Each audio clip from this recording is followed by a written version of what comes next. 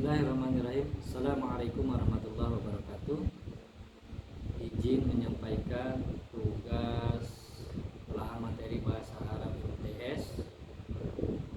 Tugas UTS menyampaikan atau menjelaskan kembali kriteria pemilihan materi. Sebelum melakukan pemilihan materi pembelajaran, alangkah baiknya kita mengetahui kriteria pemilihan materi pelajaran atau materi bahan ajar. Kriteria pokok materi bahan ajar merupakan standar kompetensi atau kompetensi dasar yang telah ditentukan. Namun sebelum membahas hal lain tentang materi pembelajaran bahan ajar, kita perlu mengetahui apa itu bahan ajar. Bahan ajar merupakan salah satu bagian penting di dalam proses pembelajaran. Adapun menurut Mulyasa, bahan ajar merupakan sumber ajar yang diartikan sebagai suatu yang mengandung pesan pembelajaran, baik secara baik yang bersifat umum maupun bersifat khusus.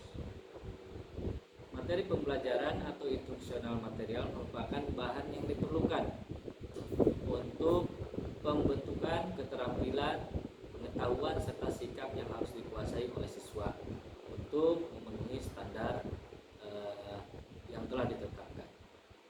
Materi pembelajaran sendiri harus dipilih sesuai dengan kegiatan pembelajarannya, supaya materi yang disampaikan benar-benar bisa mencapai standar kompetensi serta kompetensi dasar. Setelah kita mengetahui kriteria dari bahan ajar, maka sampailah pada langkah-langkah pemilihan bahan ajar. Langkah-langkah pemilihan bahan ajar yang pertama yaitu harus mengidentifikasi aspek-aspek apa saja yang terdapat dalam standar kompetensi dan kompetensi dasar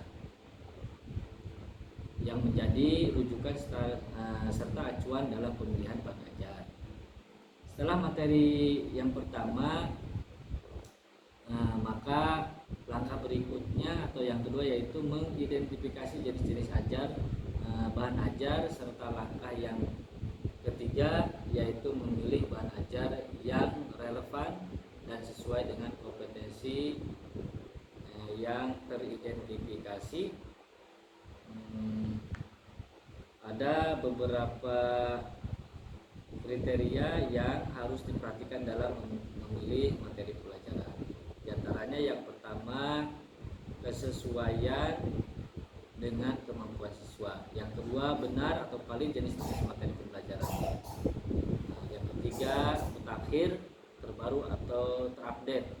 Dan yang keempat, mendukung kompetensi yang akan dicapai. Adapun pengorganisasian materi, dalam penyampaian materi belajar diperlukan rancangan instruksional yang sistematis agar dapat diterima secara mudah oleh peserta didik.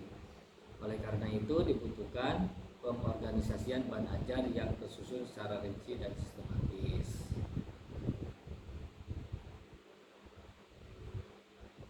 Dalam pemilihan materi bahan ajar, W.S. Winkel memberikan kriteria sebagai berikut. Di antaranya, materi atau bahan pelajaran memiliki relevansi terhadap tujuan instruksional yang harus dicapai.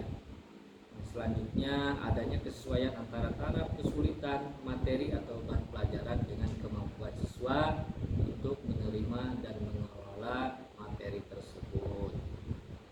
Materi atau bahan ajar pelajaran, materi atau bahan pelajaran harus dapat meningkatkan motivasi siswa. Dan yang selanjutnya, melalui materi atau bahan pelajaran siswa mampu melibatkan diri secara aktif, baik dengan berpikir sendiri maupun melakukan berbagai macam kegiatan. Sedangkan menurut Mackey terdapat 4 aspek penting dalam analisis desain pembelajaran bahasa, yaitu yang pertama, seleksi. Seleksi materi atau pemilihan materi. Seleksi materi adalah pemilihan atau penyaringan materi ajar. Seleksi materi tersebut sangat penting dilakukan karena tidaklah mungkin mengajarkan semua materi yang ada dalam satu bahasa atau bidang ilmu pengetahuan apapun sekaligus. Dan yang kedua yaitu gradasi pengurutan. Setelah proses penyeleksian materi dilakukan, maka langkah selanjutnya adalah menyusun materi yang sudah diseleksi tersebut tahap demi tahap, karena materi yang telah diseleksi tersebut tidak mungkin bisa diajarkan sekaligus. Dengan kata lain, penyajian materi tersebut haruslah secara berangsur-angsur. Adapun yang ketiga yaitu presentasi atau penyajian. Setelah melalui proses seleksi dan gradasi, langkah selanjutnya adalah materi tersebut dipresentasikan atau disajikan dengan baik agar dapat diterima dan dipahami oleh peserta didik. Dan yang keempat yaitu repetisi atau pengulangan. Repetisi berarti pengulangan dalam konteks materi ajar. Repetisi diartikan sebagai penguatan pelatihan atau penajaman. Setiap proses pembelajaran pasti mengarah pada tujuan akhir. Demikian juga pada pembelajaran bahasa, di mana peserta didik diharapkan dapat mengaplikasikan kemampuan berbahasa lisan maupun tulisan dengan baik dan benar, sehingga repetisi dapat dicerna dan diinternalisasikan oleh peserta didik menjadi kompetensi bahasa yang siap pakai.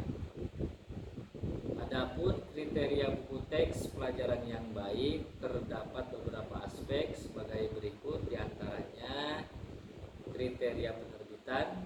Yang pertama, kriteria penerbit.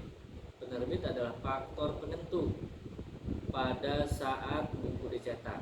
Dalam sebuah prosedur, penerbit biasanya terdapat penyunting yang terkadang tidak memiliki kapabilitas mengenai apa yang disunting. Dalam beberapa kasus biasanya guru harus memeriksa reputasi penerbit dan penulis buku teks profesional di bidangnya masing-masing. Dan yang kedua, kriteria fisik. Kriteria yang berkaitan dengan fisik, karakteristik buku teks pelajaran tersebut seperti desain cover, tata letak teks, ukuran cetakan, kualitas percetakan, kualitas kertas, berat buku dan daya tahan. Dan yang ketiga, kriteria isi. Buku teks harus dipilih untuk memajukan tujuan pendidikan sekolah sesuai dengan kebutuhan siswa dan kontribusi terhadap kontinuitas dan integritas kurikulum. Buku teks yang baik juga membawa guru dan siswa melalui pengalaman belajar. Selain itu, isi buku harus akurat dan tepat dan secara teratur direvisi untuk memenuhi perubahan kondisi. Dan yang keempat, kriteria instruksi. Sebuah buku yang baik melengkapi instruksi guru seperti buku panduan instruksional, panduan kegiatan kelas, buku kerja, audio komponen, visual, dan penilaian paket harus dirancang secara hati-hati dan diberikan kepada guru bersama dengan buku teks.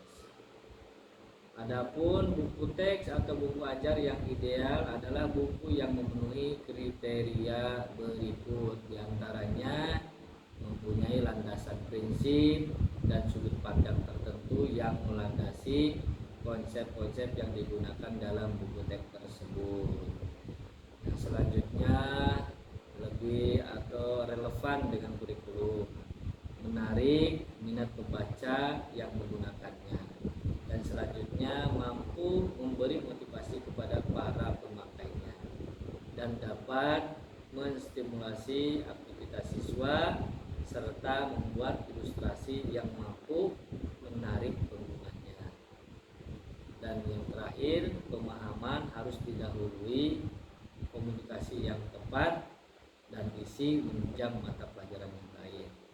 Berdasarkan pendapat di atas, kriteria buku teks yang baik diantaranya adalah sesuai tujuan belajar dan relevan dengan kurikulum yang berlaku. Oleh karena itu, dalam penyajian buku teks yang sesuai dengan kurikulum yang sedang berlaku, hendaknya mencantumkan tujuan belajar yang tercantum dalam KI dan KD.